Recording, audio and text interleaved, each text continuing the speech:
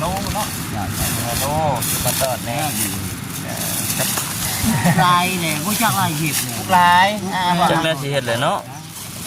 หากมาแต่ใส่ก็พอกินนี่มาจะเอาเข่ามาแต่เอาเข้าได้หลายบ่ได้ชอบหนึ่งคอนเอาไว้น้องชอบนึงเป็นชอบข้าวเปลือกนี่เขาเปลือกฮะแล้วประมาณว่าได้อยู่วังครึ่งนึงฮะแล้วเช่นว่าไปซีก็ได้อยู่ครึ่งนึงเนาะถ้ามันมามันพอมันว่ามันมาคึกอยู่ไหนมันมาคึกอยู่มืดบดมันว่าบ่จักอย่างเลยมิ่งเลยมันคึกมากแล้วได้มันมามันว่ามันถ้ามันบริกินทางนะนี่เลยพอว่านี่คือผู้เป็นแม่เพิ่นนี่ลูกเลยเนาะแบบชีวิตประจำวันต้องเฮ็ดได้นี่เพิ่นเฮ็ดได้ไหนก่อนแม่อันนี้บ่ย่าทำยาเอาใบยังนี่ใบมะเขียบเจ้าฮะใบมะเขียบใบวิ่งไปดูที่เด้อว่าไปดูที่เด้อว่าไปดูที่มาแล้วพี่น้องโซ่ว้าวไปแล้วเด้อ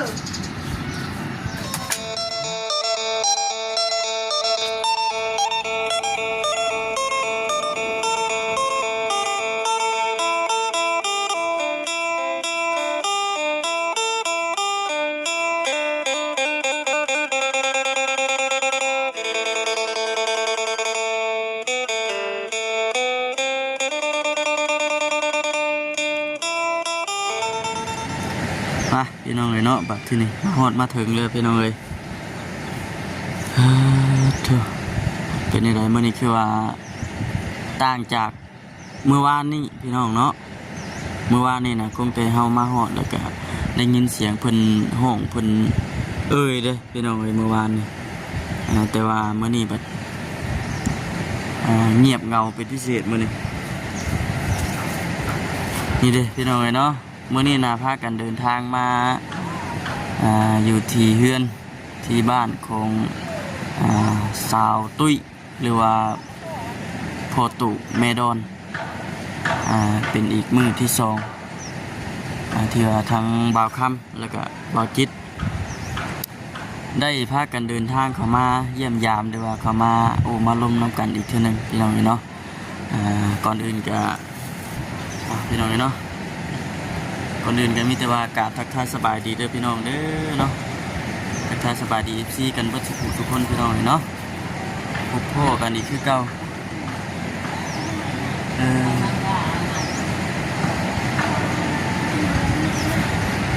เป็นในใดเนาะเมื่อนี้เฮากะที่เข้าไปเบิ่งน้ำกันพี่น้องเลยว่าเป็นจังไดแน่กะสำหรับบ่าวคำว่านั่นก็อยากอาการว่าเนี่ยคือสีคล้ายๆกลัวมือวานนี่เพราะว่ามือวานนี่เนี่ยเป็นยังพี่น้องเนาะทั้งถ้าพอแล้วว่ามือวันชินเนี่ยเป็นอาการฉีแห้งนะอาการทางสายตุ้ยฉีแห้งกำเนิบแห้งแต่ว่ามือวิทย์มันชินไปแล้วก็ปกติธรรมดาสามัญแต่ว่าเรื่องสูน้ำแข็งคือเอาออกบ่ได้ได้ขาดเนาะบางทีเขาบ่ฮู้ว่าอาการนี่แกมันสิกำเนิดตอนใดนะFCเพิ่นก็คอมเมนต์เข้ามาอยู่ว่า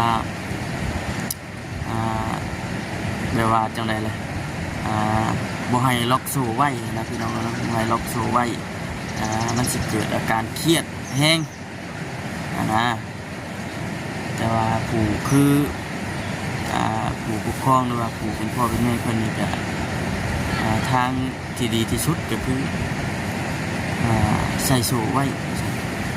แต่ว่าเพราะว่าทางนั้นสตุ้ยเพิ่นก็คันว่าสิเว้าแล้วก็บ่แม่นคนปกตินะพี่น้องเนาะเพิ่นว่าเพิ่นบ่เป็นแบบนี้เพิ่นก็คือสิบ่ใช้นะเพราะว่าเคยหลุดทีนึงแล้วกันว่าใส่สูตรเคยหลุดแล้วก็ไปน้ำให้น้ำหน้าคนก็ไปอยู่ตามถึงให้ถึงหน้านะพี่น้องเนาะไล่กันว่าหลุดแล้วก็น้ำยากนะเหตุที่ว่าเป็นบกล้าปะบกล้าป่วยบางทีมีเบียกมีงานก็ให้คนนึงไปบางทีก็ให้ผู้เป็นแม่ไปผู้เป็นพ่อแบบยู่กัน นั่นแหละพี่น้องเนาะวันนี้ก็มีแต่ว่าภาวนาเนาะพี่น้องเลยทางบ่คำก็ได้สงสารเพิ่นอยู่เข้ามาเบิ่งมาชมแล้วก็หดหูใจไปนำพี่น้องเนาะเป็นเพิ่นเป็นแบบนี้ก็โอ้ย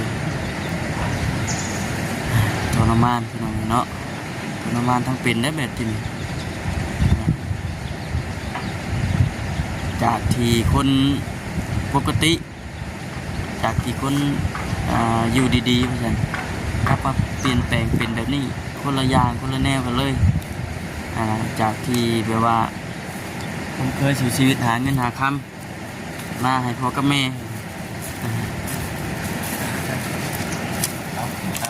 สบายดีมาน้องกัน2 คนพี่น้องเนาะ ไหนน้องน้องมาน้ำกัน มื้อนี้น่ะคือสีเงียบเนาะบ่เจนเนาะมื้อเนาะคือนั่นแหละจังหวะก็แปลกอยู่ วันนี้โวยวาย มันชินแล้ววานชินรับใหญ่แล้ววาน ตัดใจเนาะนี่ชื่อเข่าแน่ชื่อเข่าไม่เพิ่นเนาะว่ามีเข่านี่นะขอน้ำมันน้ำเมืองกินครับแม่พอไปเลยเนาะ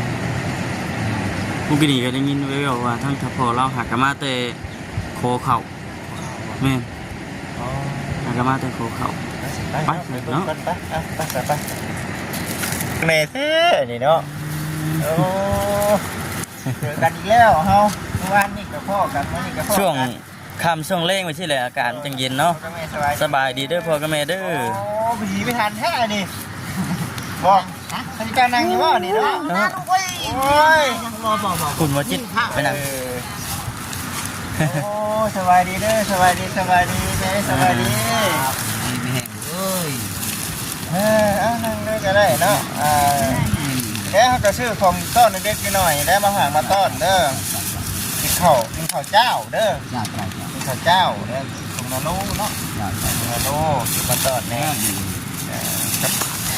ลายเลยผู้ชักลายเห็ดเลย ทุกหลายจังแล้วสิเฮ็ดเลยเนาะ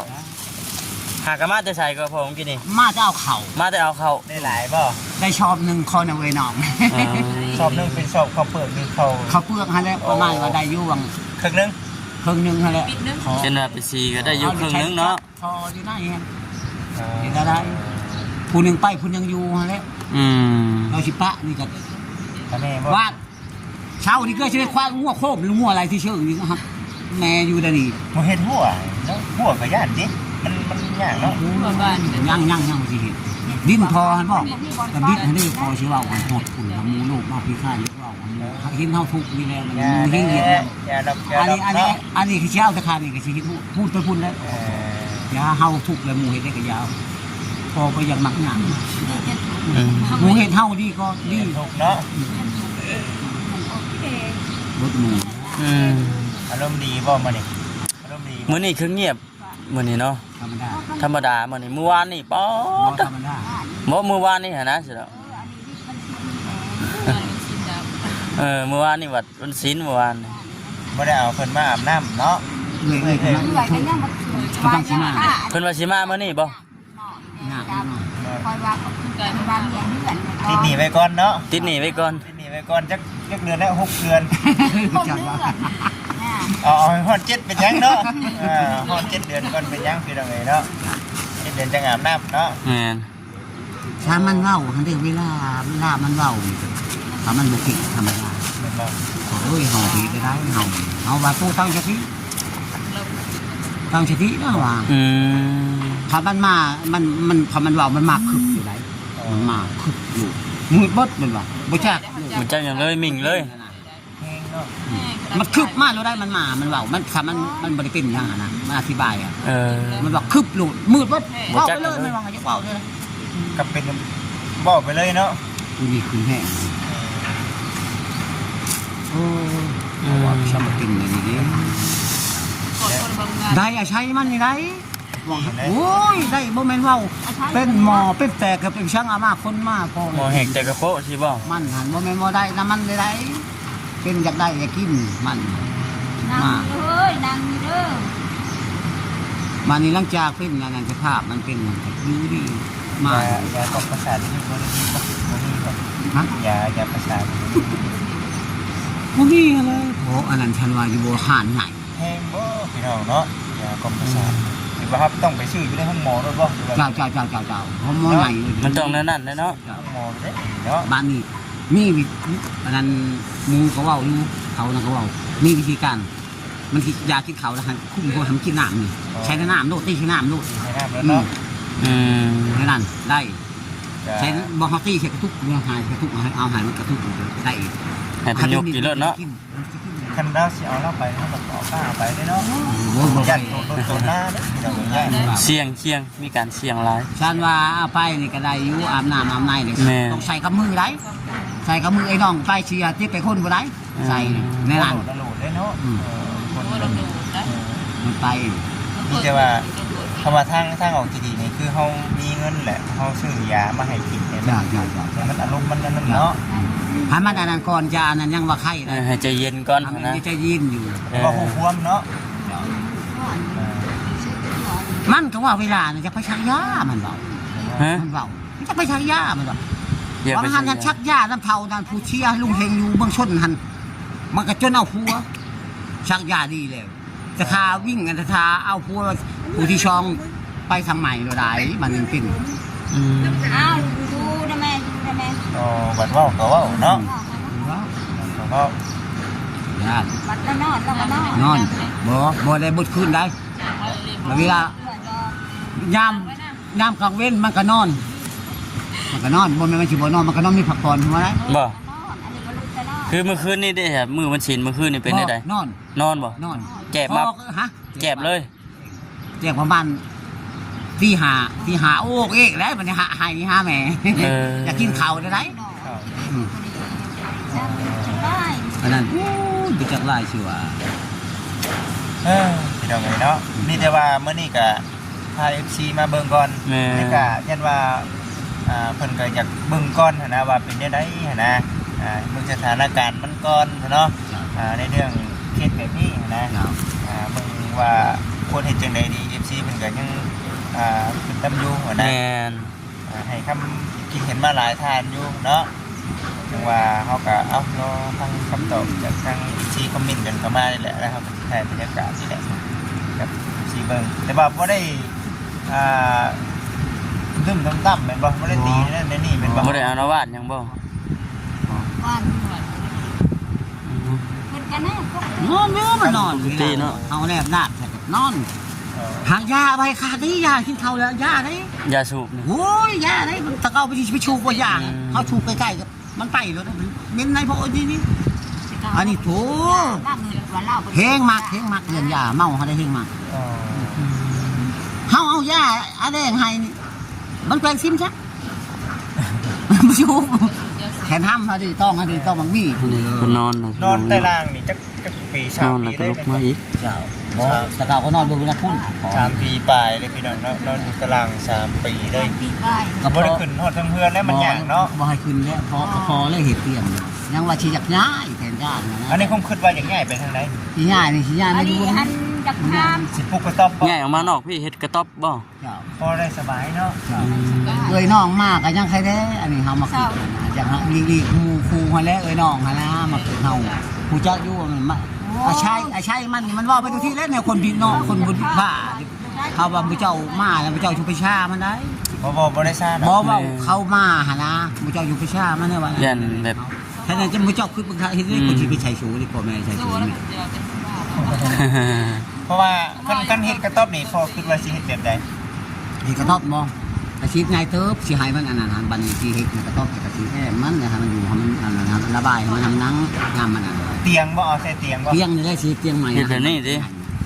เตียงที่พี่น้องเนาะเตียงประมาณจัก2อันเนาะแบบคือเฮาน่ะไปชื่อให้พระเจ้าแบบ แม่น ช้ำนี่ได้ลูกช้ำนี่ได้ ประมาณนี้ ทำเป็นศาสตร์นี่นะเนาะ กันโตกันสิเนาะ เจ้า แล้วก็เอาผ้าไม้กระจาดเนาะ เจ้า เอาในนั้นเนาะพี่น้องเนาะผ้าไม้กระจาด แอม สังกะสี โด บ่ ย ประมาณจักแผ่นขึ้นว่าเฮ็ด ชักกะชีนี่ประมาณบาง5-6แผ่นพุ่นแล้ว โอเคโอ้ธรรมดาอยู่เนาะแล้วก็เรื่องไม่เช่นบ่ โดย ถ้าต้องเอาไม้ยังไม่สิแปะ ไม่ชีเป็นนี่ได้ลูก อยู่แถวนี้มีขายบ่ไม่สิ มีอยู่ โอ้เส้นเท่าไรทาง ท เส้นหนึ่งบ่เกินวัง กล้าว่าลายแต่ว่าฉันบ่ลายก็ได้ทั้งนั้น ประมาณนะบ่เกินประมาณวังฉันมันฉันมันเกินเช้า4-5นี่แหละชำนั้นแหละ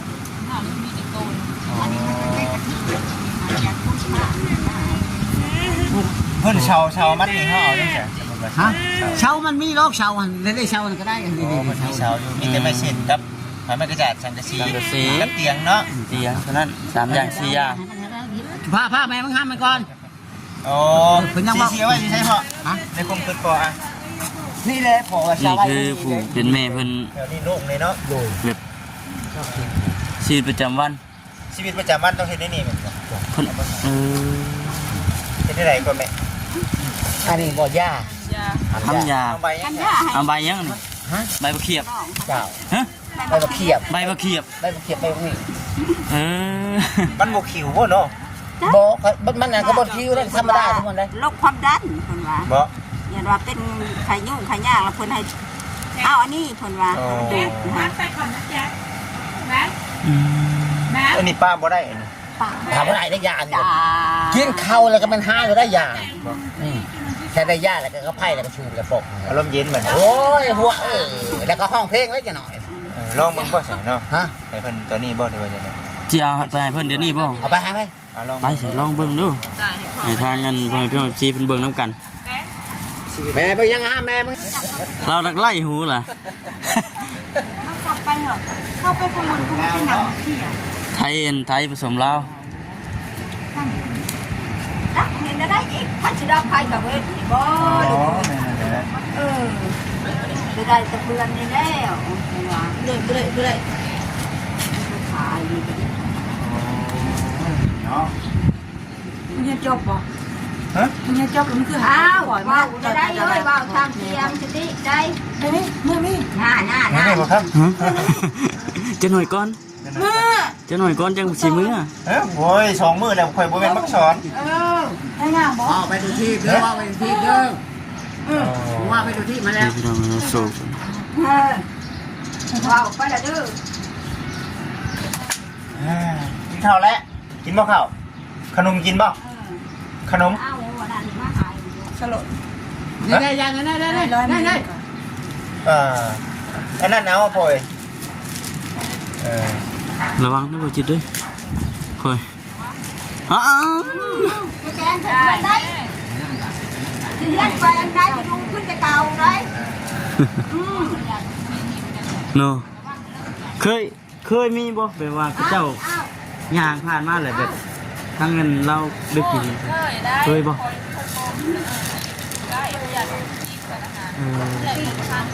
เนาะ เอาไปบอก ตีกันแบบไรตีกันหลังเซิร์งกันเบิ่งมันเอาเอง ใช่นะบ่ห่วย เราย่านพ่อเนาะย่านพ่อ โอ้ตู้หาแล้วถอด ให้พี่ช่างบ่เห็นบอกขนมหันมา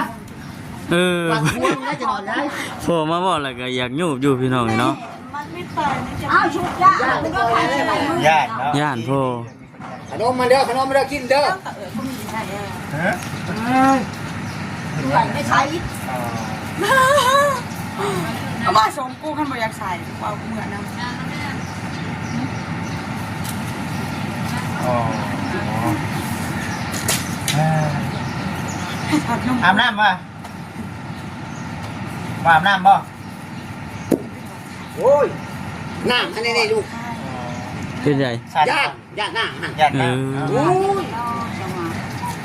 เชื่อคนกระขาดไปแล้วเนาะ นี่ก็อีกเสียงเพื่อน ให้ชอบมันชิมใหม่ๆกับ แล้วก็ไม่ชิมอะไร เชื่อไหมกับบ่ได้ แก่ที่ เจ๊ทิพย์มักเชื่อเก้าสินเก้านี่ มักจักเล็กคือจะเอาใช่ โอ้ เอาเงินหนักหัวชิปไปเลย ช่างคอยนี่แหละ หืม คอยนี่แหละลำบากมัน ลำบากเนาะ คือแม่เป็นบ่แม่เอ้ยลำบากเห็น ลำ บ่ บาก ลำบากมา3 ปีสิเข้า4แล้วบ่นี่ กูเหมือนน้ ก็ชานปี ำ ปา ก็สิว่าเป็นหามึงคือกา ขั้นบาปคนไปหาเห็ดเหี่ยวคนสร้าง เฮ้ยโอ้ดูว่าไร อยู่มาบ่นี่3 ปีอุกใจผู้เป็นแม่ อุ เนาะ กไรอุก เลี้ยงไงกูว่าเป็นคนกินเล็กแล้วก็เป็น แต่ว่าแม่นี่ยังบ่ได้แบบว่าเอายาเนาะ สิบาทก็ไม่รู้แจกแล้วราคาอะไรตัวไหนวะ ว่าให้ตักกิน แต่ว่าวิธีบัดนี้เขาต้องปนน้ำเนาะบัดนี้เนาะ โดน ตะกี้บ่ได้ปนน้ำบ่ บ่แล้วให้กินเป็นนั่นนะน้ำเป็นนั่นเม็ดแปลว่าเป็นเม็ดแล้วน้ำเพิ่นน้ำมาเพิ่นว่างให้ เพลงบ่แม่ชื่อตะกี้ ก็บ่ได้แพงน้ำชีชา5ชิ้นนั่นแหละ แต่ว่าเขาไปซื้ออยู่ในห้องหมอหรือว่าปัจจุบันนี่ก็สิแพงกว่าจนพันนี่หรอกบัดนี้เนาะ จังว่า จักปีแล้วแม่บ่ได้ไปซื้อ โอ้ยก็3ปีคือว่านี่แหละ 3 ปี ยาบ่ได้กินฮอด3ปี ป้า เล จะ ย หึงอยู่เนาะ ก็บ่ได้แห้งปานใดจังว่าแม่จังว่าอะไรนี่แล้วก็เอื้อยน้องกับป้าจ้าบัดนี่ อ๋อ แล้วก็แม่ก็เลยว่าเฮากับก็แม่นว่าไปเห็นลาวมันจังเป็นกำเนิดกับลาว เป็นกำเนิดตั้งแต่กำเนิดเลยบ่ ผู้ที่ว่ารับกรรมก็คือแม่กับพ่อเนาะ เป็นมาแล้วก็อยู่แล้วนี่ แบง คันเราบ่เป็นนี่แล้วก็ไปก็หมู่ที่บ้านแบ้ว แปลว่าหาเงินหาคำใช่ได้เนาะ หาเงินหาค่ำมาให้แม่ก็เราไปก็บ่ได้พ่อปีนะ2ปีเราไป เนาะ กูเลยเอาได้มาแล้วมาแล้ว บางทีเราก็สติยังดีเนาะ โอ้ แม่เนาะ ยผมเราดีเรื่องมาผมแม่นี่ตัดถิ่มบ่ตัดได้คือห้างหมูห้างที่ช่างนี่คือห้างหนู แล้วน่ะเคยไล่ผัวเนาะ เล่าในพัวช่องพัวเลยนะ ผัวล่าสุดนี่เขาเจ้าชง วันนี้เลยกับพัวเมื่อแล้วอยู่น้ำปลาเมื่อแล้ว เขาเจ้าบ่อยู่นำได้บัดนี้ คนพัวกับคนเสียใหญ่กับโต้นมาเพื่อนเขาก็ได้ผู้ชายก็โต้น โดนมาน้ำเมีย โต้นมาน้ำ แล้วโดนมาน้ำผู้นี้บ่ ได้บัดปะกัน ก็ว่า แตงแก่แตง ก็ว่าจะเอาอะไรแต่ เป็นมาสิแล้วก็โอ้ยผู้ใดได้ขอกันชิมเมื่อน่ะนี่นะ บัดผัวผู้คนแรกได้เป็นหยังก็คือ คนไหน คนแรกคนทบิด คนนี้เพิ่น คนตะบิดค่ะก็อ่ะก้อยไปแกงเห็ดช้างลาบ่คนแหลกนี่กับคนประยัย เป็นได้คือว่าปะ อันนี้ฮะกับป้ากับตอมันจะชีแล้ว เป็นไม่ได้บ่ นั่นอ่ะก้อยได้ลูกเด้อขอโทษได้ บ่เป็นหยัง บ่เป็นหยังบ่เป็นหยังแม่ เป็นมีท่ามันแท้เป็นที่มันบ่ พอชิดดู ฮะ ไปหาแกงจะชีแล้วคอยลานว่าคนนึงได้ยินกันได้ลานนี่มาเอาเขาดอกไผ่ อยากเมื่อนะ จะมา ถ้าอยากเมื่อนั่นแหละเลยเด้อ หายอันนี้ เดี๋ยวนะทุกอย่างเมื่อเมื่อนั่นแหละ อันนี้ฮันลู เดี๋ยว ก ก็ ไว้ แหละต้องละ